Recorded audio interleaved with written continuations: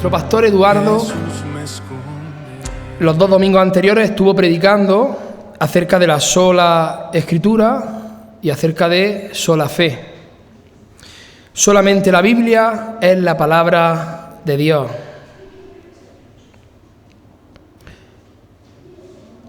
Solamente la Biblia es la palabra de Dios. Hermana, ¿bien? La palabra de Dios, autoritativa e inspirada.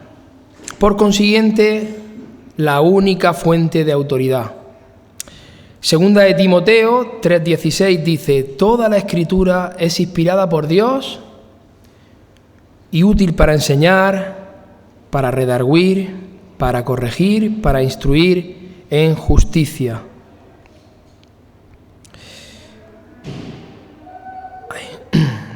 Como bien explica nuestra confesión de fe, la Santa Escritura es la única regla suficiente, es la única regla segura e infalible. Solamente la Biblia, hermanos, es inerrante. La Biblia es autoritativa. Las Santas Escrituras son sumamente necesarias, habiendo cesado ya aquellas maneras anteriores por las cuales Dios reveló su voluntad a su pueblo. Sola Escritura es nuestra regla de fe y de vida. Y la autoridad de la Santa Escritura es enteramente Dios. Él es el autor, Él es la única autoridad y por lo tanto esta debe ser recibida porque es la palabra de Dios. La salvación se recibe, estuvimos viendo, solo por la fe, sin ninguna mezcla, sin necesidad de buenas obras. De hecho, Romanos 3:28 dice: concluimos pues que el hombre es justificado por fe sin las obras de la ley. Las obras buenas que vienen posteriormente, mis hermanos, son el fruto del Espíritu Santo. Son ese fruto en la vida del creyente. Es la evidencia de la obra redentora que primeramente el Espíritu Santo ha hecho en cada creyente. La gracia de la fe, por medio de la cual los elegidos son capacitados para creer para la salvación de sus almas, es la obra del Espíritu de Cristo en sus corazones.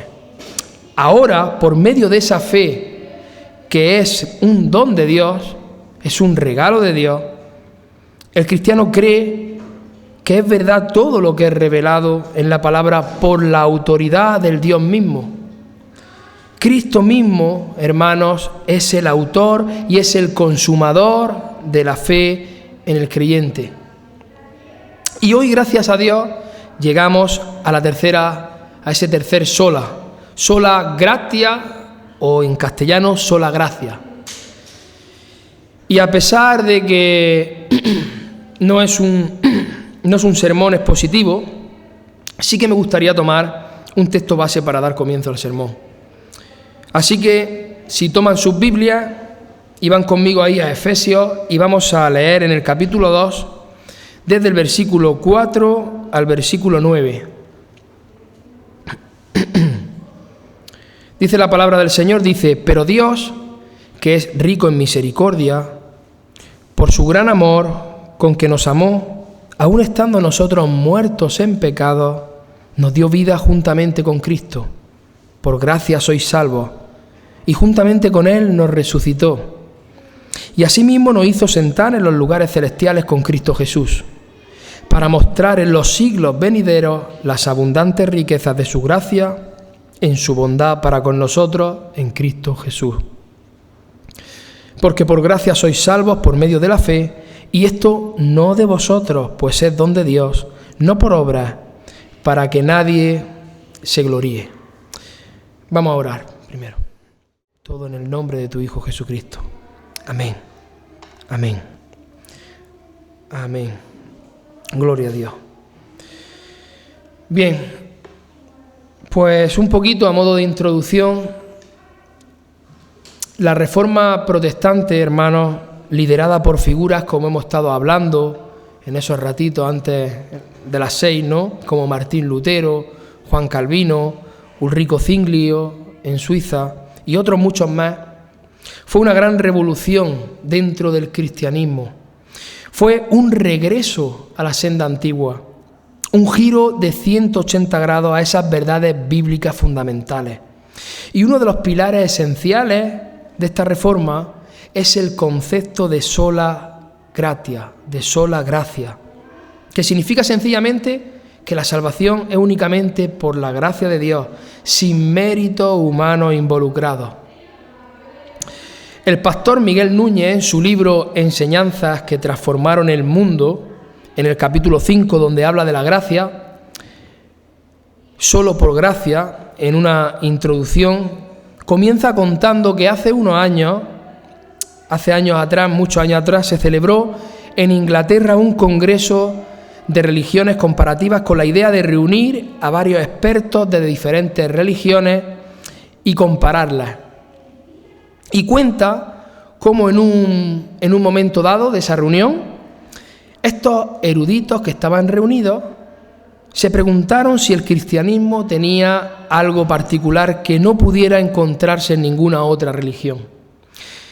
Y algunos comenzaron a mencionar la encarnación, pero otros muchos opinaban que otras religiones tienen su propia versión de los dioses que aparecen en forma humana. También mencionaron la resurrección, pero algunos decían también que en realidad hay otras religiones que tienen su propia versión de personas que han resucitado. Y cuenta Miguel Núñez, el pastor Miguel Núñez en su libro, que mientras estaban envueltos en esa reunión, en esa conversación, en esa discusión, entró Lewis, C.S. Lewis, escritor que muchos conocerán, que era uno de los grandes pensadores y defensores del cristianismo en el siglo XX, y preguntó que cuál era ese motivo de discusión que tenían. Entonces, estos eruditos, estas personas que estaban ahí reunidas de diferentes lugares, diferentes conceptos, religiones, le explicaron por lo que estaban discutiendo, y él, sin pararse ni un solo segundo a pensar, respondió: eso es fácil, el concepto de la gracia. Y realmente estos expertos y eruditos tuvieron que concluir que ciertamente ninguna otra religión en el mundo Dios hace un ofrecimiento de su amor y de su salvación completamente gratis, de forma incondicional, hermanos. Solamente, únicamente en el cristianismo se da esa condición. Y si por un momento, hermanos, nosotros mismos nos paramos a pensar en otras religiones, como por ejemplo el hinduismo, que tiene esa ley del karma, donde el ser humano se reencarna una y otra vez para purificar, para purificarse, ¿no? Para purificar su karma, hasta llegar supuestamente a unirte con ese tal Brahma. Y es entonces que pierdes tu identidad. Al final vemos que son obras de purificación, y eso es igual a un esfuerzo humano. Si por ejemplo nos miramos al Islam, ¿no? Alá es quien determina la suerte de las personas al final de los tiempos. Y nadie puede conocer la voluntad de Alá. Él es quien elige, quien entrará en su presencia y quién se quedará fuera y quién no entrará en su presencia. Y hay un código que cumplir de donde Alá va a evaluar tu obra para salvarte o para condenarte. Es decir, otra vez, esfuerzo humano. Y si por ejemplo nos ponemos a pensar en el budismo, donde hay que seguir unas reglas para liberar al hombre de esos deseos egoístas en esta vida, porque después, de hecho, no hay vida, pues podemos ver más obras humanas para liberar al hombre de ese egoísmo. Y como Núñez dice ahí en su libro, Buda abandonó a su esposa e hijo para dedicarse a la vida contemplativa, y eso es una decisión egoísta, dicho sea de paso. Y si nosotros ponemos nuestro ojo en el judaísmo y pensamos en el judaísmo, tenemos más de lo mismo. Vemos la obra de la ley para la salvación. Obras y más obras. Y esto es esfuerzo humano y más esfuerzo humano. Y dicho sea de paso, hay muchos que dicen que son cristianos, pero se enredan en esta obra de la ley. Pero sin embargo, ¿qué es lo que dice Pablo en Gálatas? Que lo tenemos bien calentito, de hecho, porque el pastor Eduardo está predicándonos esa predicación expositiva acerca del libro de los Gálatas y está exponiéndonos durante todos estos meses. ¿Y qué es lo que dice en Gálatas 5:4, que lo tenemos bien calentito de un domingo hace bien poquito? Dice: de Cristo os habéis separado, vosotros que procuráis ser justificados por la ley, de la gracia habéis caído. Solamente, hermanos, es el cristianismo donde encontramos la idea de una salvación que es ofrecida al hombre solamente por gracia y basada solamente en el amor incondicional de Dios. Pero tal y como Miguel Núñez concluye en su pequeña introducción ahí dentro de ese capítulo, debemos recordar que la única razón por la que el cristianismo puede ofrecer el amor de Dios de forma incondicional es porque hubo una persona que pagó la deuda pendiente. De manera que la gracia de Dios puede ser definida como las riquezas de Dios dadas a nosotros a expensas de Cristo, a expensas del sacrificio que Cristo hizo por cada uno de los que han creído en Él. Este principio, el principio de solo por gracia, rechaza la idea de que el ser humano pueda contribuir a su propia salvación mediante su obra o cualquier otro logro. Y hoy, si Dios me lo permite, voy a tratar yo de profundizar en ese significado de solo por gracia, de sola gracia, usando este pasaje de Efesios que hemos leído, concretamente los versos 8, el versículo 8 y el versículo 9. Porque por gracia sois salvos por medio de la fe, y esto no de vosotros, pues es don de Dios, no por obras, para que nadie se gloríe. Hermanos, hay mucha gente que hoy en día cuenta con ir a la presencia de Dios basándose en sus buenas obras. Mucha gente. Personas que cuando tú hablas con ellos, te das cuenta que el no haber matado, ¿no?, a nadie, el no haber robado, no haber sido infiel, no ser un mentiroso, es motivo suficiente para que Dios perdone el resto de esos pecadillos, ¿no?, y les conceda esa vida eterna. Y lamentablemente, hermanos, vemos muchas iglesias evangélicas también que son pastoreadas por hombres que antiguamente igual pertenecían a los católicos romanos y todavía les cuesta asimilar lo de solamente por pura gracia de Dios. Les cuesta asimilarlo, incluso dentro de la iglesia evangélica de Cristo. Y esas personas comienzan a llenarte la cabeza de historias, comienzan a llenarte la cabeza de la idea de que si tú no te portas bien, tú vas a perder la salvación. Y mil historias parecidas, hermanos. Y terminamos pareciéndonos a los judíos, a esos judíos de los que he estado hablando hace un momento, que tienen que cumplir la Torá para que Dios los acepte. Y si miramos a los católicos apostólicos y romanos, son igual. Tienes que cumplir los sacramentos, tienes que bautizarte, tienes que hacer la comunión, tienes que confirmarte, tienes que casarte y luego cuando te vas a morir te tienen que dar la extrema unción también para poder entrar al cielo. Y no solo eso, porque si no cumples con todo eso, encima te vas al purgatorio.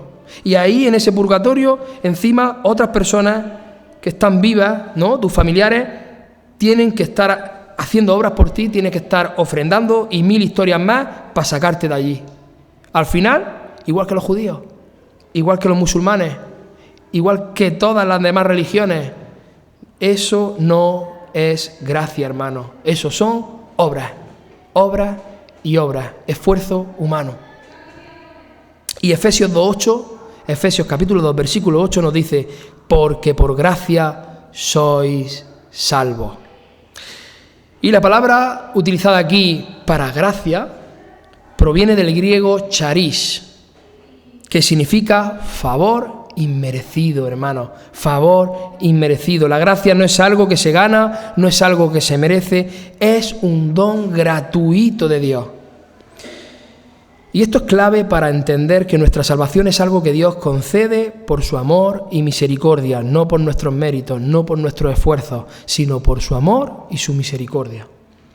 Hermano, piensa por un momento en esos regalos que alguna vez has recibido, por los cuales ni has trabajado, ni tampoco te los esperabas, y sin embargo lo has recibido. Piensa por un momento. Y cuando le has preguntado a esa persona por qué me ha hecho este regalo, ¿qué es lo que te ha respondido? Porque he querido. Porque he querido hacerte ese regalo. Así de sencillo. ¿Por qué tú has sido salvado, mi hermano? Porque Dios ha querido. Porque a Dios le ha dado la gana de salvarte a ti y no a otro, sin acepción de personas. Merecemos condenación como los demás, pero nosotros recibimos salvación. Ese es el mensaje simplificado de sola gracia, solo por gracia. Todos merecemos condenación como los demás, pero nosotros hemos recibido salvación. Es un favor que se recibe, pero que no se merece. Es algo difícil de comprender para el ser humano, para la mente egoísta del ser humano. Es difícil, pero es así. Es así. No es el resultado de algún trabajo realizado. No es porque tú eres mejor que otro, no es porque tú eres más alto que otro, no es porque tú eres más guapo que otro. Nada de eso. Sino que es un favor realizado por el que se te entrega el obsequio, la salvación de tu alma, la reconciliación con Dios, el perdón de tus pecados pasados, presentes y futuros, y solamente por la gracia de Dios, solo por gracia. Y aquí va una ilustración rápida y al grano. Imagínate por un momento a alguien que ha cometido un crimen grave y que está a punto de recibir una sentencia de muerte. No tiene ninguna esperanza de redimirse. Pero sin embargo, de repente coge el juez y le dice: ponte de pie y vete, porque yo mismo pagaré tu castigo, tú eres libre, vete. Esta es una representación imperfecta de lo que significa la gracia de Dios. Nosotros estábamos condenados, hermanos, por nuestro pecado. Estábamos condenados, estábamos como todos los demás. Pero Dios, en su infinita misericordia, tomó nuestro lugar. ¿A través de quién? A través de su Hijo Jesucristo. Hermanos, nos merecemos absolutamente todo lo opuesto a lo que Él nos ha entregado. Y ahora la respuesta de un verdadero creyente, la respuesta de aquel que ha nacido de nuevo, la respuesta de aquel en el que el Espíritu Santo ha hecho la obra redentora, en respuesta de ese favor que Dios ha hecho en la vida del verdadero cristiano, es ahora que éste se somete incondicionalmente y por amor a la palabra de Dios. Ahora vive para la gloria de Dios y no vive esclavizado al pecado. No es como muchos piensan, no, es que yo no me quiero hacer cristiano porque cuántas cosas tengo que dejar que me gustan hacer y ahora tengo que dejarlas. No. Es que Dios ha transformado tu corazón y ahora vives para la gloria de Dios. Ahora no es un esfuerzo, ahora no es dejar las cosas que te gustan por Dios, no. Ahora es que tú aborreces las cosas que Dios aborrece. Y esta es la batalla que los reformadores del siglo XVI batallaron. Batalla contra la élite de la Iglesia Católica en aquellos tiempos y esa corrupción que emanaba de un sistema que distorsionaba el Evangelio. Un sistema que aún en el día de hoy, mi hermano, promueve que los méritos de los creyentes contribuyen a su salvación. Pero gracias a Dios, hermanos, por estos reformadores que hicieron posible que hoy podamos entender el significado de solo por la gracia de Dios. Y que nos sacaron de ese silencio que por muchos siglos mantuvieron en tiniebla a la verdadera Iglesia de Cristo.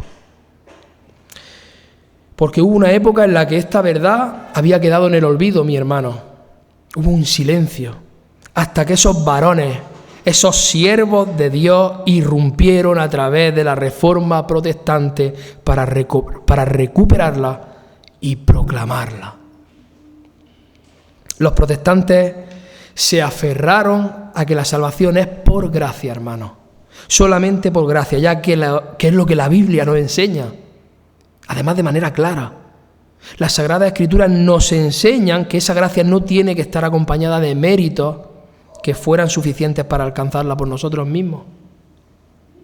Juan Calvino dijo, y cito textualmente, los más santos entre nosotros, saben que se mantienen firmes por la gracia de Dios y no por sus propias virtudes. Fin de la cita.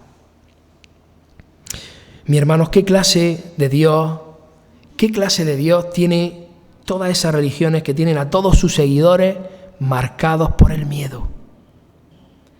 Marcados por ese sentimiento de que tienen que ganarse su salvación. Y una vez que la tienen, con ese sentimiento de miedo a perderla. ¿Qué clase de Dios es ese? Pensemos por un momento. ¿Qué clase de Dios es ese? Y déjame decirte, mi hermano, que todas tienen dioses similares, incluida la Iglesia Católica, Apostólica y Romana. Y también todas aquellas iglesias evangélicas que creen que pueden perder su salvación. En el momento que meten la obra del hombre, hemos leído antes, se caen de la gracia de Dios. Se caen de la gracia de Dios y empequeñecen a Dios. ¿Por qué lo empequeñecen? Pues uno de los motivos más evidentes es que le quitan la soberanía absoluta a Dios. Le quitan su soberanía. Dios es soberano. Y tenemos que estudiar más los atributos de Dios, porque ese es el problema en la iglesia de hoy en día, que no estudian los atributos de Dios, que es soberano, que es santo, que es justo, que es autoexistente, que no necesita nada de nosotros, que Él es feliz, completamente feliz. Y es necesario conocer a Dios para poder entender las Escrituras, para poder entender que la salvación no se pierde, que Dios no falla, no se equivoca. ¿Qué clase de vida cristiana llevan esos hermanos que creen que pueden perder su salvación en el último momento? ¿Cómo me han dicho a mí? ¿Lo habéis pensado alguna vez? ¿Habéis parado a pensar eso? Es decir, si yo peco en el último momento de mi vida y me muero y no me da tiempo a arrepentirme y no me pongo a cuentas con Dios, pierdo mi salvación y me voy para el infierno. ¿Qué clase de Dios es ese? ¿Qué clase de vida es esa, hermano? ¿Qué clase de vida es esa para la gloria de Dios? ¿Cómo vas a vivir una vida de confianza, de devoción y de entrega total a Cristo si un día fallas y mueres y pierdes tu salvación? ¿Es que es tan estúpido pensar eso? Aquel que ha nacido de nuevo de verdad, mi hermano, sigue a Dios por amor y no por miedo. Sigue a Dios por lo que Dios mismo ha hecho en su vida, por el regalo que Dios le ha dado, le ha regalado, y eso debe ser motivación suficiente para vivir una vida de obediencia a Dios. Debe ser suficiente. No obedecemos por el miedo a perder nuestra salvación, mi hermano. Quien tiene esa clase de Dios obedece por miedo a perder su salvación, porque viven en un miedo constante. No viven confiados en la salvación fija, eterna y para siempre que Dios ha hecho en sus vidas. No obedecemos por miedo a perder nuestra salvación. Obedecemos por el amor a aquel que nos regaló la salvación. Gloria a Dios. Obedecemos por el amor. Y yo tengo la confianza de que aquel día malo en el que yo peque, tengo un abogado. Tengo un abogado que está a la diestra del Padre y que está intercediendo por mí, y que si me arrepiento de corazón, Él es bueno y me perdona. ¿Y por qué me perdona? Porque Él murió por mí, porque Él murió por ti. Él pagó por mis pecados, hermanos. Él ha pagado por todo aquel que ha creído en Él. Él recibió el castigo que yo merecía. Y Dios ahora, solo por gracia, me ha regalado la salvación en Cristo. Jesús ha pagado, hermanos, por todos nuestros pecados. Ha pagado por los ya pasados, por los presentes y por los futuros. Y por eso el verdadero cristiano, el verdadero creyente ahora vive una fe de obediencia. Y cuando caemos, su gracia es mayor que nuestro pecado. Su gracia es mayor que nuestro pecado. Hermanos, esa gracia que Dios ha derramado sobre cada uno de nosotros Cuando pecamos, hace que nuestro corazón se sienta mal por ese pecado y se arrepienta de verdad. Que nos sintamos sucios, nos dan ganas hasta echarnos salfumán encima para limpiarnos, porque nos sentimos sucios delante de Dios y nos arrepentimos de verdad. Y entonces buscamos arreglar las cosas con nuestro Padre Celestial. Confesamos nuestros pecados ante nuestro Dios y nos arrepentimos. Pero la motivación no es el miedo. No es el miedo, la motivación siempre es el amor. De un verdadero cristiano la motivación siempre es el amor. Esa debe ser la motivación de todo lo que hacemos como creyentes. El amor a nuestro Dios, quien nos salvó, solo por gracia, nos regaló la salvación. Entonces, ¿cómo percibimos, hermanos, la gracia de Dios en nuestra vida diaria? Hermano, no caiga en la trampa de pensar que nuestras buenas obras o nuestra obediencia nos va a hacer más dignos del amor de Dios. No caiga en esa trampa. Más bien, sola gracia lo que nos recuerda que no hay nada que podamos hacer para ganar ese amor.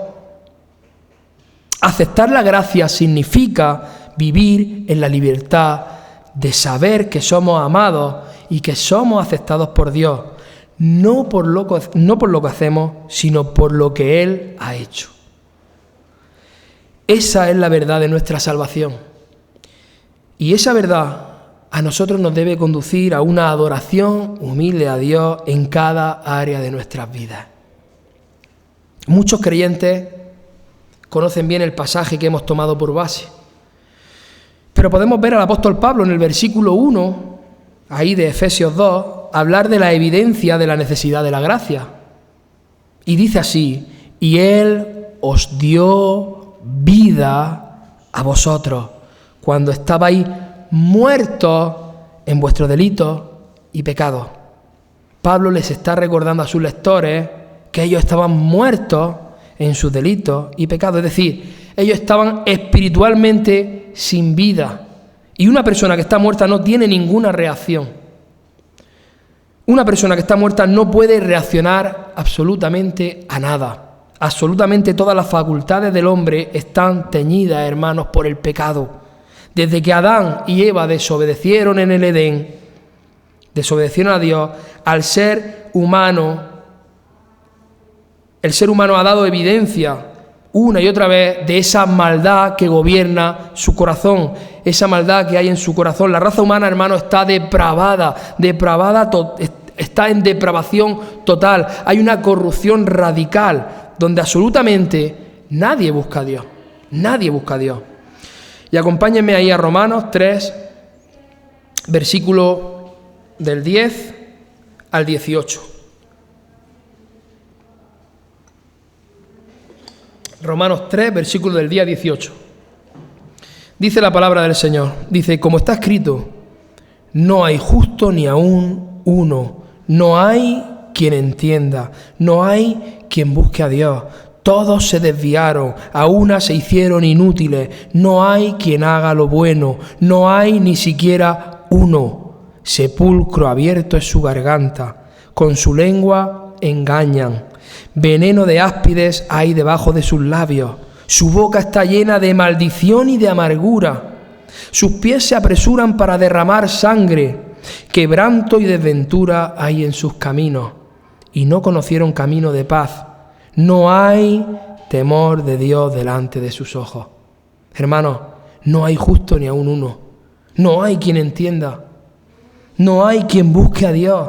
No hay quien haga lo bueno. Todos se han desviado. A una se han hecho inútiles. No hay temor de Dios delante de sus ojos. Este pasaje es claro, es revelador para todo el que lo lea.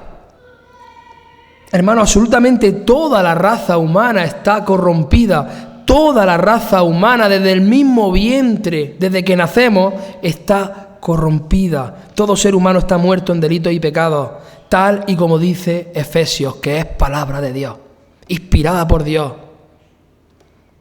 A menudo escuchamos a los incrédulos, a los no creyentes, opinar que si hay Dios, es un Dios malo, que es un Dios injusto, porque permite la maldad en el mundo.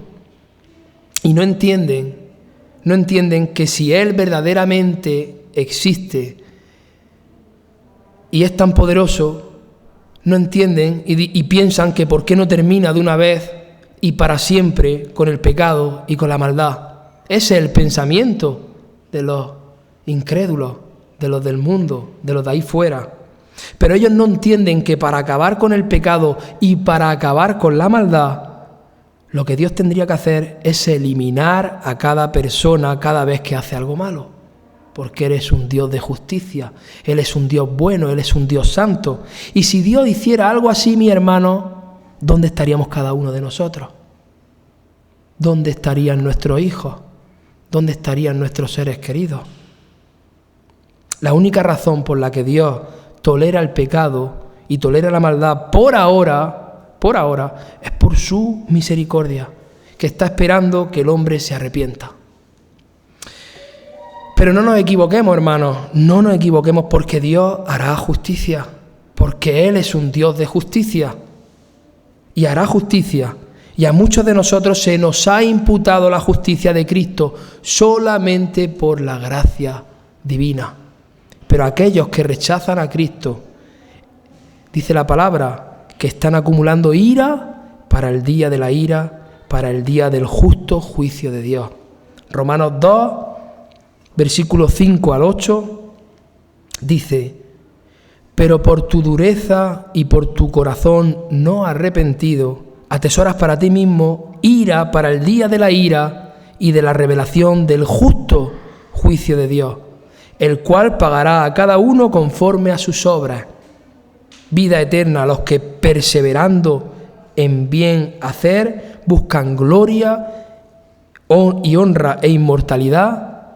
Pero ¿qué continúa diciendo? Pero ira y enojo a los que son contenciosos y no obedecen a la verdad, sino que obedecen a la injusticia.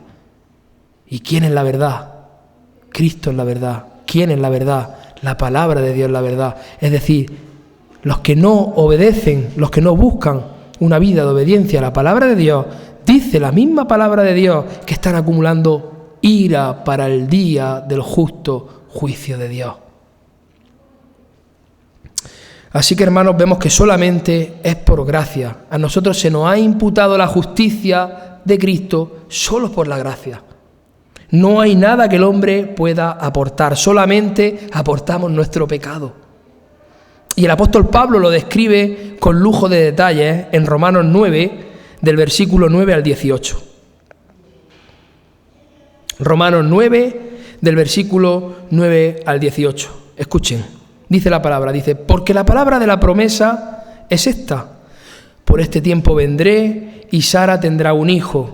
Y no solo esto, sino también cuando Rebeca concibió de uno, de Isaac nuestro padre, pues no habían aún nacido, ni habían hecho aún ni bien ni mal, para que el propósito de Dios conforme a la elección permaneciese, no por la obra, sino por el que llama. Se le dijo: el mayor servirá al menor, como está escrito: a Jacob amé, mas a Esaú aborrecí. ¿Qué pues diremos? ¿Que hay injusticia en Dios? En ninguna manera. Pues a Moisés dice: tendré misericordia del que yo tenga misericordia, y me compadeceré del que yo me compadezca. Así que no depende del que quiere ni del que corre, sino de Dios que tiene misericordia. Porque la Escritura dice a Faraón: para esto mismo te he levantado, para mostrar en ti mi poder, y para que mi nombre sea anunciado por toda la tierra, de manera que de quien quiere tiene misericordia, y al que quiere endurece. Al que quiere Dios endurece, hermano. Dios tiene misericordia de quien Él quiere tener misericordia. Y tiene compasión de quien Él quiere tener compasión. La Biblia es clara. La Biblia es clara. No depende del que quiere ni del que corre, sino de Dios que tiene misericordia. Y aquí en estos versículos, en estos versos, tenemos un claro ejemplo. Tenemos a Esaú y a Jacob, dos hermanos en un mismo vientre, hermanos de un mismo padre y de una misma madre. Y vemos ahí claramente la elección de Dios. Primeramente podemos ver cómo Dios elige al menor sobre el mayor, contrario a lo que el pueblo hebreo acostumbraba a hacer. Y podemos ver cómo la elección la hizo Dios antes de que los hermanos hubiesen hecho algo bueno o algo malo. De hecho, Jacob, todos conocemos la historia, engañó. Todos conocemos esa historia. Pero la elección se hizo ¿para qué? Como dice la palabra, para que el propósito de Dios en la elección se cumpliera. La elección se hizo no por la obra, de manera que fue una elección de pura gracia divina, solamente por gracia, hermanos. Dios eligió a Jacob, aunque engañó a su padre y luego engañó a su suegro y aborreció a Esaú. Jacob fue por elección de Dios quien recibió esa gracia especial. Ahora regresemos a nuestro texto base. Porque por gracia sois salvos por medio de la fe, y esto no de vosotros, pues es don de Dios, no por obras, para que nadie se gloríe. Hermanos, no somos salvos por nuestras propias capacidades, ya llevamos diciéndolo a lo largo de todo el sermón, sino por confiar en lo que Dios ya ha hecho por nosotros en Cristo. Aunque el ser humano es responsable de creer en el Evangelio, el milagro del nuevo nacimiento es realizado soberanamente por el Espíritu de Dios en el tiempo de Dios y conforme a su voluntad cuando alguien ha sido expuesto al Evangelio de Dios.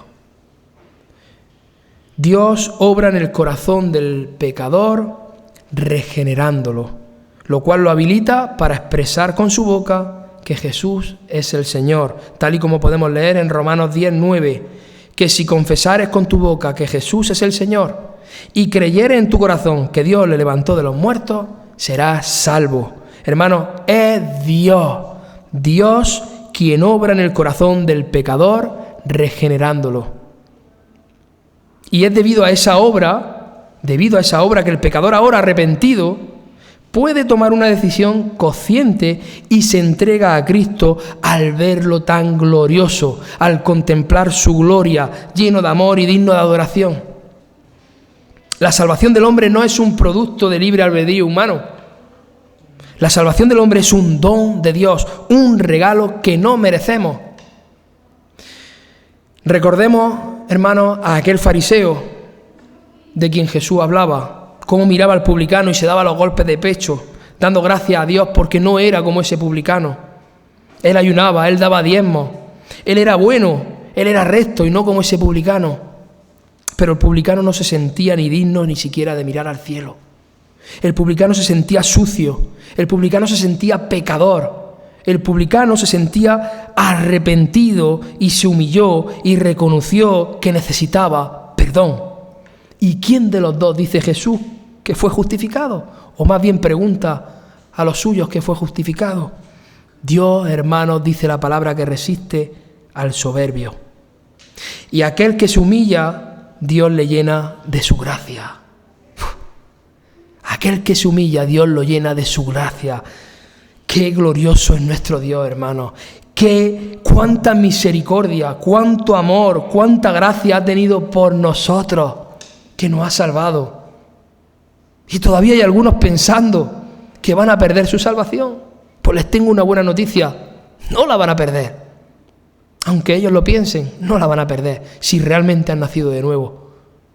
Pero van a vivir sin disfrutar del gozo y la gracia que el Señor ha derramado por nosotros. Van a vivir con miedo.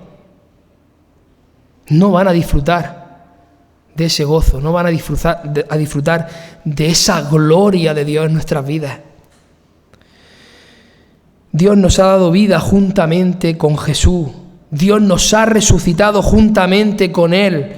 Nos ha sentado en lugares celestiales, presente. O sea, nos lo ha hecho ya. Hemos resucitado ya. Nos ha resucitado, nos ha dado vida ya. Ya estamos disfrutando de esa vida, ya estamos disfrutando de esas primicias. Nos ha sentado ya en esos lugares celestiales. Ya estamos en esos lugares celestiales, hermanos. ¡Qué glorioso es nuestro Dios!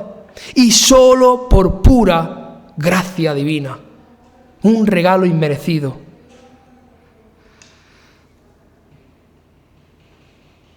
Y nos cuesta entender la salvación solo por la gracia, porque estamos acostumbrados a pagar por todo lo que hacemos. Por eso al hombre le cuesta tanto entender la pura gracia divina, porque estamos acostumbrados a pagar por todo lo que hacemos, estamos acostumbrados a recibir por cada cosa que hacemos.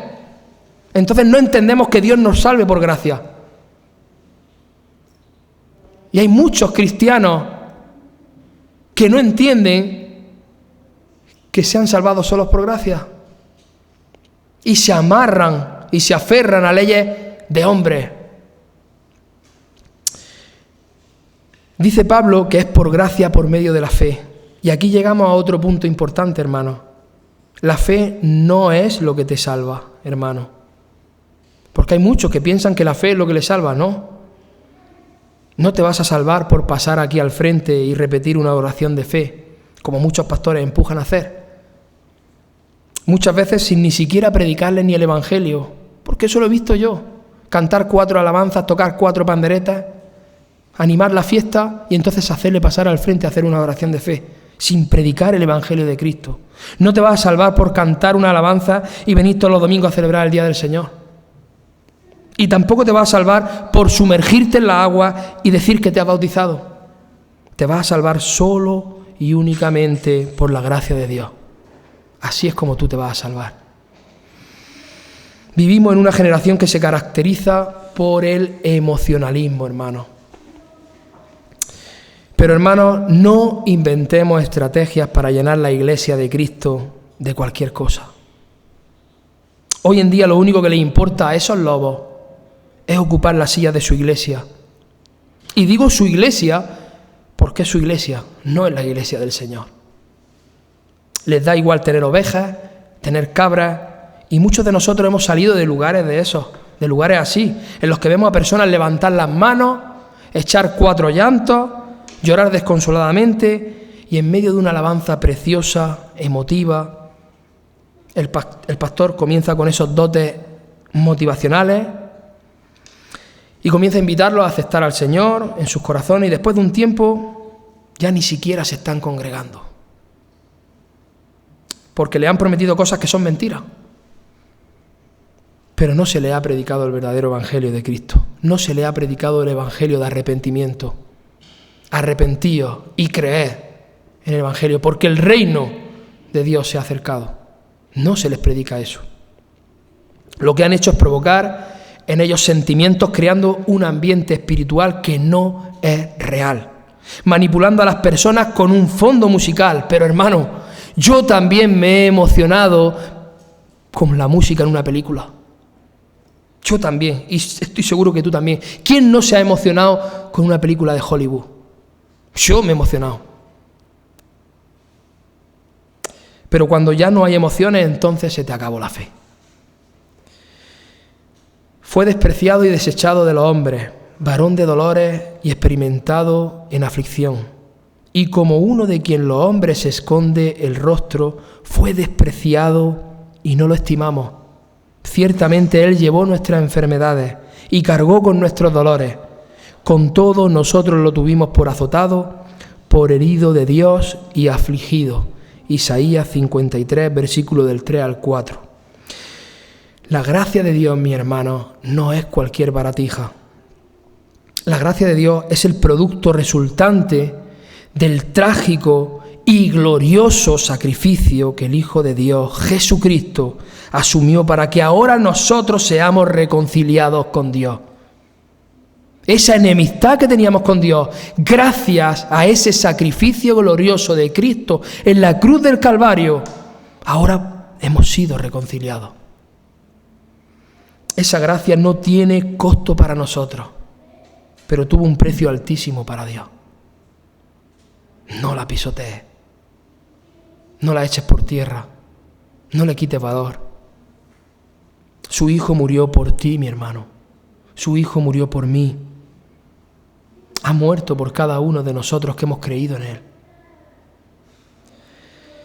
Y esa verdad nos lleva, esa verdad nos empuja a vivir para Dios.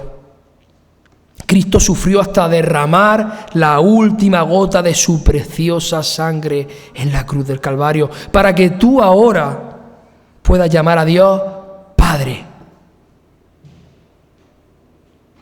Para que tú ahora puedas llamar a Dios Padre. ¿No deberíamos caminar en santidad, en gratitud a su amor? ¿No deberíamos estar dispuestos, hermanos, a darlo todo por causa de su reino? Un verdadero creyente lo hace. Un verdadero creyente lo hace. Un verdadero creyente, aunque tropiece, continúa hacia adelante. Alguien que ha nacido de nuevo, un verdadero creyente, progresivamente avanza en su santidad. Un verdadero creyente ama a la esposa de Cristo. Un verdadero creyente sabe lo que ha costado, el alto precio que Cristo tuvo que pagar por cada una de esas almas. Y todo eso no es de nosotros, es un don de Dios, un regalo de Dios. No importa el área en el que te estés desenvolviendo, como cristiano se espera que puedas esforzarte por llevar gloria a su nombre mediante la realización de un trabajo digno y con excelencia. Estas son algunas de las muchas implicaciones de la verdad del costo de la gracia, hermano. Nuestro trabajo tiene que ser digno y con excelencia.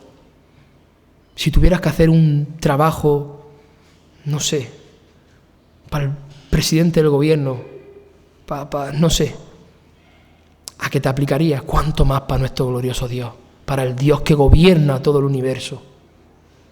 Y un verdadero creyente busca honrar a Dios en todo y hacerlo todo para su gloria y hacerlo todo perfecto, como dice su palabra. Todo lo que hagas para la gloria de Dios. Y que no me vengan con tonterías. Que no me vengan con tonterías de que si no hablas lenguas no eres cristiano, porque esa no es la evidencia de que has nacido de nuevo.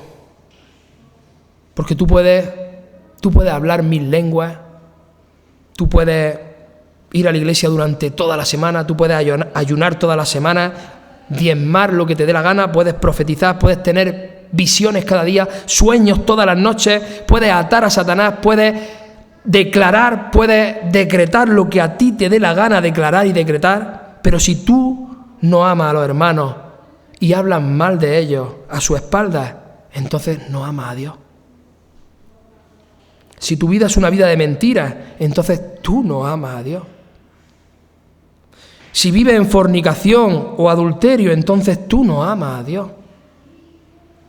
Y yo no te juzgo, es la Biblia quien te juzga. Tus frutos te juzgan. No os engañéis a vosotros mismos.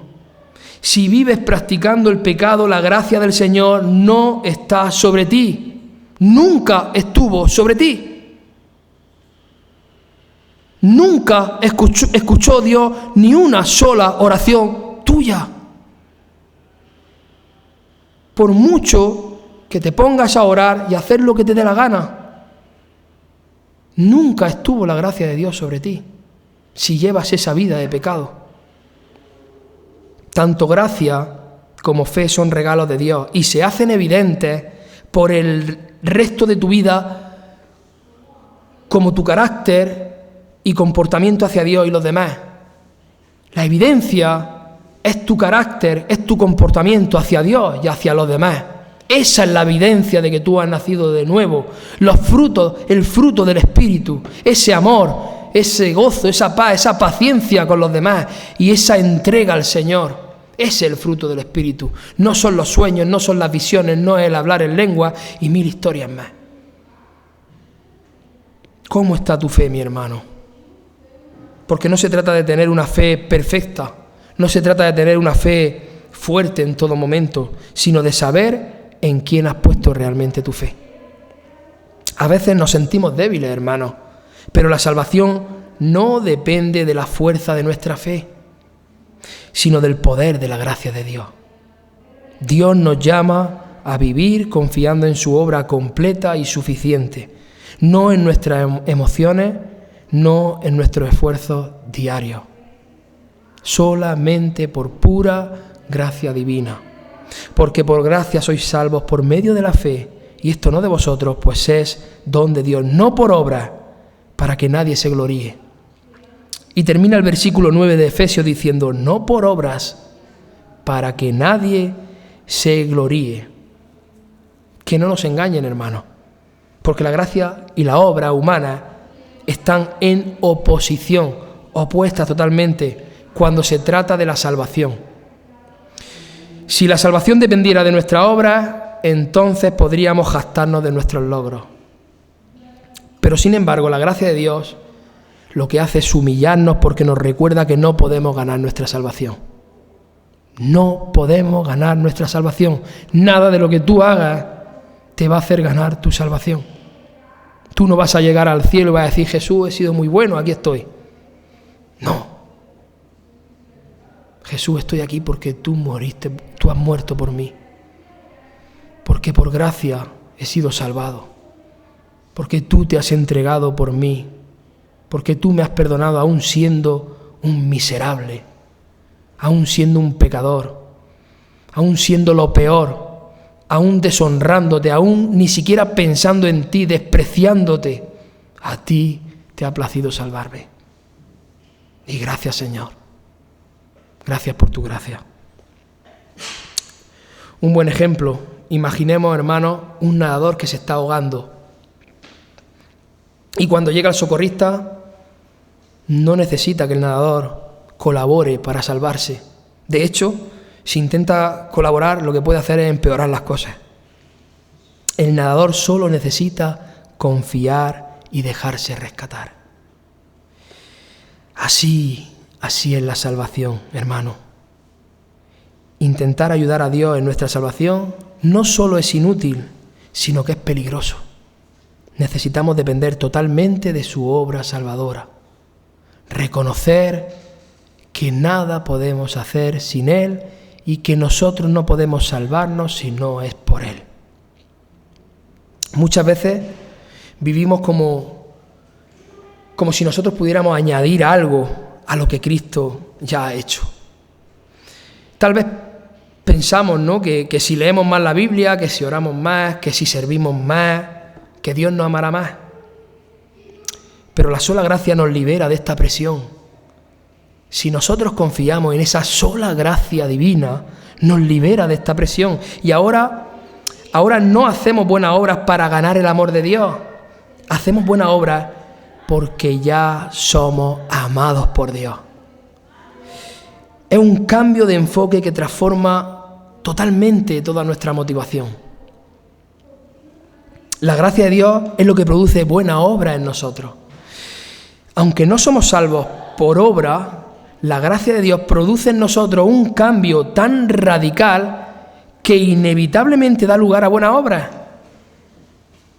Si continuamos leyendo el versículo 10 del pasaje que hemos tomado como base, Efesios 2:10 continúa diciendo: porque somos hechura suya, creados en Cristo Jesús para buenas obras, las cuales Dios preparó de antemano para que anduviésemos en ellas.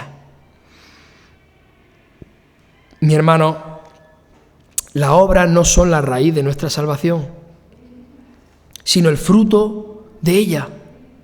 No son la raíz de nuestra salvación, las obras son el fruto de que ya hemos sido salvados. Imagina por un momento, imaginemos un árbol frutal. Un árbol, si nos paramos a pensar, no produce frutos para convertirse en un árbol. Produce frutos porque es un árbol. Un árbol ya es un árbol y por eso produce el fruto. De la misma manera, las buenas obras en nuestra vida no son el medio para nuestra salvación, sino la evidencia de que ya hemos sido salvados. La gracia de Dios transforma nuestros corazones y produce esos frutos de justicia. Produce esos frutos de justicia, mi hermano. Todo aquello, hermanos, que mueve tu corazón, todo lo que mueve tu corazón es lo que realmente te define. Yo os pregunto, ¿qué tipo de fruto está produciendo la gracia de Dios en vuestra vida? Mira, hermano, yo voy a dar este mes 300 euros para la iglesia. O voy a donar este frigorífico. O voy a donar esta televisión. O estas sillas que hacen falta para la iglesia. ¿Cuál es tu motivación? ¿Caerle bien a los ancianos porque te han dado un cargo? No, esa no es nuestra motivación. Recuerda que todo aquello que mueve tu corazón, hermano, es lo que te define. Pastor, quiero dar todo esto para agradar a Dios, por la obra de Dios. Quiero dar todo esto por amor a la Iglesia del Señor, para que el reino de Dios siga avanzando, porque sé que es necesario y mi situación me lo permite. Y el reino de Dios continúa avanzando y somos una familia y estamos unidos y nos amamos y nos amamos unos con otros y Cristo ama a su Iglesia. Esa es la motivación, hermano. Esa es la motivación. Entonces, ¿qué tipo de fruto estás produciendo? ¿Qué tipo de fruto está produciendo esa gracia de Dios en tu vida? Si bien no hacemos buenas obras para ser salvos, como hijos de Dios debemos reflejar su carácter en nuestras acciones. Pregúntate a ti mismo, ¿estoy viviendo de manera que refleje la gracia que he recibido? ¿El regalo que he recibido de parte de Dios? Mis palabras, mis acciones, mis actitudes dan testimonio del poder transformador de la gracia de Dios en mí. Solo por gracia, solamente por pura gracia divina. Es una verdad poderosa, hermanos, que nos recuerda que la salvación es un regalo inmerecido de Dios. No hay nada que nosotros podamos hacer para merecerlo. Y esto nos libera de toda carga de intentar ganarnos el favor de Dios. Esto nos libera de toda presión de intentar ganarnos ese favor con nuestra obra. Solo por la gracia de Dios, recibida a través de la fe en Cristo, podemos ser salvos. Efesios 1, 4 al 5 dice: en amor, habiéndonos predestinado para ser adoptados hijos suyos por medio de Jesucristo, según el puro afecto de su voluntad, según nos escogió en Él, ¿cuándo? Antes de la fundación del mundo, para que fuésemos santos y sin mancha delante de Él. Hermanos, más claro ni el agua. Mi hermano, aquí vemos claramente cómo nos ha escogido Él. Solo es por gracia. Nada puedes hacer para recibir la salvación, porque es Dios quien te la da. Como he dicho antes, ¿por qué a mí? ¿Por qué me ha escogido a mí? ¿Por qué no ha escogido a nosotros? Porque le ha dado la gana. Así de sencillo, así de simple, mi hermano. Le ha dado la gana a Dios escogernos antes de la fundación del mundo. Pero si es que yo soy muy malo, hermano Pedro, si es que yo soy muy malo, es que yo no lo merezco. Hay muchos que lo merecen más que yo. Hay gente que está se está comportando mejor, que ha hecho mejores obras que yo, que ha llevado una vida más santa, porque han llevado una vida más buena, porque han obrado más, han tenido más misericordia de los demás, han hecho más obras de caridad con los demás. Hermano, solo es por gracia, sin acepción de personas. Es un misterio incomprensible para la raza humana, pero es amén. Es así, hermano. Jesucristo no ha venido a transformar hombres malos en buenos. Jesucristo, el Hijo de Dios vino a dar vida al hombre muerto. Porque todos estamos muertos espiritualmente en nuestros delitos y pecados. No reaccionamos. Estamos muertos, huesos secos, dice la palabra. Y Jesucristo ha venido no a transformar hombres malos en buenos, sino a dar vida al hombre muerto. Hemos sido resucitados junto con Cristo. Hermanos, somos bienaventurados porque hemos recibido ese amor incondicional de Dios. Y eso implica que no hay ninguna condición en mí por la cual Dios deba amarme. Ninguna. No hay nada que tú puedas hacer para que Dios te ame a ti y no al otro. Pero sin embargo, aquellos que han nacido de nuevo, les ha amado Dios, ha derramado su gracia sobre ellos, sobre sus vidas. Dios te ha amado porque simplemente Él ha decidido hacerlo. Y ese amor depende únicamente de Dios, mi hermano, únicamente de Él. Romanos 5:10, porque siendo enemigos, fuimos reconciliados con Dios por la muerte de su Hijo. Mucho más, estando reconciliados, seremos salvos por su vida. Y la gente y cristianos pensando que pueden perder su salvación. Amados hermanos, éramos su enemigo antes de conocerlo y sin embargo, Dios, siendo su enemigo, nos amó. ¡Qué Dios más glorioso! ¡Qué Dios más glorioso! Que se quite el Dios de los musulmanes, el Dios de los católicos, el Dios de los budistas, que se quite el Dios de todas las religiones. ¡Qué Dios más glorioso que nos ha salvado solo por gracia, sin esperar obras nuestras! Las obras que ahora salen de nosotros es la evidencia de que Dios nos ha salvado y que ahora vivimos ¿para qué? Para su gloria, para honrarlo a Él. Y esa es la evidencia de que hemos nacido de nuevo, el fruto del Espíritu Santo. Y no solamente eso, sino que su amor es eterno, hermano. No hay un solo momento, párate a pensar por un momento, no hay ni un solo momento en el que Dios no te haya tenido en su mente y por eso te ha amado desde siempre. Desde antes de la fundación del mundo, Él ya tenía en mente sus propósitos, Él ya sabía lo que iba a hacer. El amor de Dios es totalmente diferente al nuestro, hermano. ¿Os habéis parado a pensar en eso? Es totalmente diferente al nuestro. Nosotros, y cuando digo nosotros hablo toda la humanidad, amamos por necesidad. Vamos a pensar por un momento en nuestro amor hacia los demás. Te amo tanto porque te necesito. Te amo tanto porque no puedo vivir sin ti. Te amo tanto porque sin ti me siento solo. Te amo tanto porque tú me haces sentir bien. Ese es el amor egoísta del ser humano. Te amo tanto porque me haces sentir bien, porque no puedo vivir sin ti. Es un amor egoísta. El amor de Dios es completamente diferente. Él te ama. Te ama sin necesitarte, porque Él no te necesita. Porque uno de los atributos de Dios es autoexistente. Uno de los atributos de Dios es que es bienaventurado, es feliz, completamente feliz en su existencia. No nos necesita para nada, simplemente nos ha amado. En un mundo acabado, perdido, en el que solo hay maldad, solo hay pecado, nos ha amado. ¡Qué Dios más glorioso! Él te ama porque quiere darte, veamos la diferencia, Él te ama porque quiere darte y compartir contigo lo que Él es. Sin condición ninguna, incondicionalmente, te ama y te quiere dar lo que Él tiene y que tú no tienes, simplemente. No busca nada a cambio. Te ha amado. Su amor es incomprensible, mi hermano, pero es así. A mí me estalla la cabeza cada vez que me pongo a pensar cómo Dios puede amarme sabiendo cómo soy yo. A mí me estalla la cabeza conociendo cada uno de mis secretos como Dios conoce, conociendo cada pensamiento que pasa por mi cabeza, cada una de mis acciones.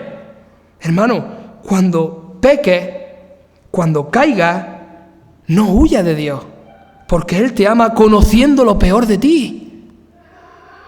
Y parece que cuando pecamos nos vamos huyendo de Él, pero si te conoce, si Él conoce tu corazón, Él conoce tu pensamiento más oscuro, ¿por qué huyes de Él? Todo lo que tenemos es producto de la gracia de Dios, mi hermano. Todo lo que recibimos es producto de la bondad de Dios. ¿Y por qué Dios nos ha amado? ¿Por qué Dios ha derramado su gracia sobre nosotros? En el versículo 7 de nuestro texto base que hemos tomado hoy encontramos la respuesta. Versículo 7.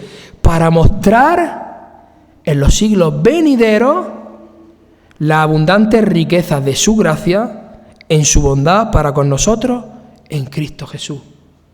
Es una gracia inmerecida, mi hermano. Ya es inmerecida la gracia general que Dios derrama sobre toda la humanidad, porque no merecemos otra cosa que la muerte ante un Dios santo, no merecemos otra cosa que el castigo eterno ante un Dios santo. Pero nosotros, los que hemos creído en Él, los que hemos nacido de nuevo, hemos recibido esa gracia especial. Y mi hermano, no nos equivoquemos, la gracia de Dios es soberana, implica que su gracia es perfecta. Que la gracia de Dios sea soberana implica que es perfecta, que es santa. Es decir, Dios no se equivoca, Dios no tiene errores. Él no se ha equivocado al escoger a alguien y el salvarlo por su gracia. Dios no pone su espíritu en ti como muchos piensan, y después te lo quita. No, Dios no te salva para después borrar tu nombre del libro de la vida. Cuidado con hacer caso a aquellos que sacan esos versículos de contexto. ¿Puede Dios borrarte del libro de la vida? Pues claro que puede, es Dios, claro que puede, pero no lo va a hacer, porque eres su hijo. Si tú eres su hijo, si tú eres hijo de Dios de verdad, si tú has nacido de nuevo, si el Espíritu Santo ha hecho esa obra redentora en ti, eres hijo de Dios para siempre, para toda la eternidad. Dios no falla, no se equivoca, Dios no pierde. Dios puede romperte, Dios puede hacerte llorar a lágrima tendida, puede destruirte, que te sienta un miserable, un ser despreciable, impotente, que te hagas consciente de que no puedes hacer absolutamente nada sin Él. Pero ese mismo Dios que tiene esa mano dura con su Hijo, ese mismo Dios que tiene esa mano dura con su Hijo, porque nunca dejan de ser hijos, si verdaderamente el Espíritu Santo ha obrado en ellos, ese mismo Dios te levanta. Ese mismo Dios te tiende su mano y ese mismo Dios glorioso derrama su gracia sobre ti. Y ese mismo Dios te vuelve a abrazar después de caer. Y ese mismo Dios te dice, eres mi hijo. Eres mi hijo, y un hijo nunca deja de ser hijo. Así que siempre serás hijo de Dios, hermano. No huyas. No huyas de Dios. Arrepiéntete y ponte de pie otra vez y vuelve a caminar de la mano de tu Padre celestial. Y ese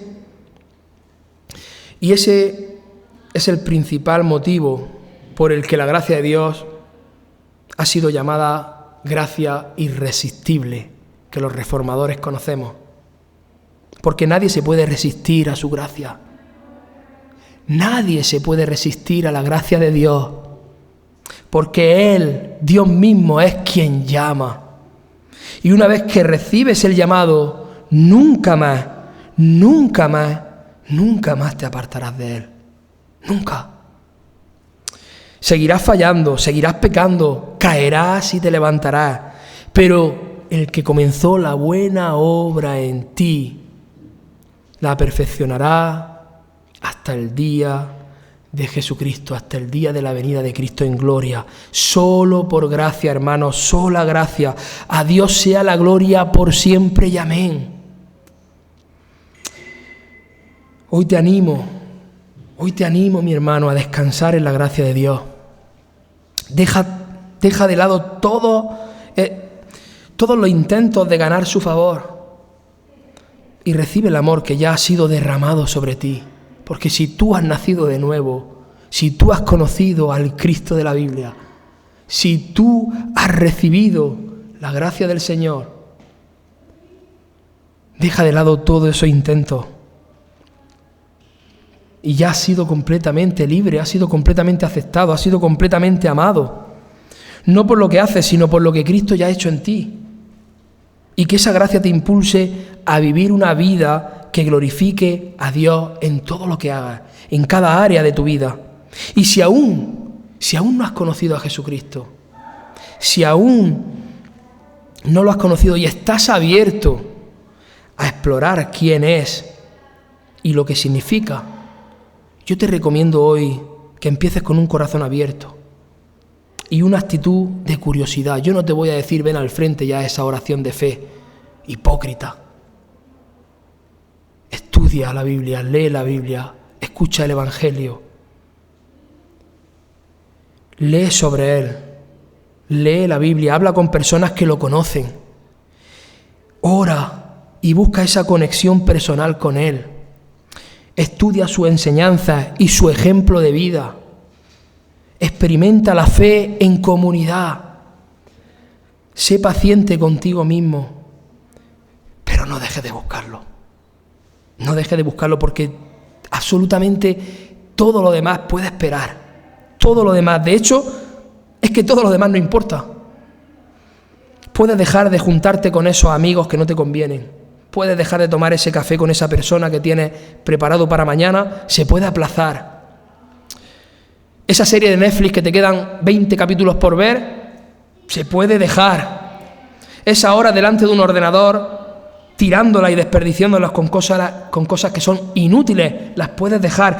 Todo ese tiempo que tiras jugando a esos videojuegos estúpidos que no sirven para nada, puedes dejarlo.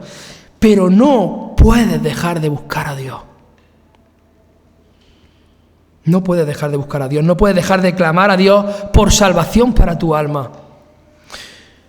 Porque para todos aquellos, como dice Paul Washer, creo que es, para todos aquellos que han nacido de nuevo y que están en Cristo, que han nacido de nuevo, que el Espíritu Santo ha hecho la obra redentora en ellos, para todos ellos el Evangelio es salvación, es salvación. Pero para los demás, para todos aquellos que no están en Cristo, es una sentencia de muerte, hermano. A Dios sea la gloria. Hola, gracias por ver este sermón. Suscríbete a nuestro canal y compártelo para que te sea de bendición y para los demás. Que Dios te bendiga.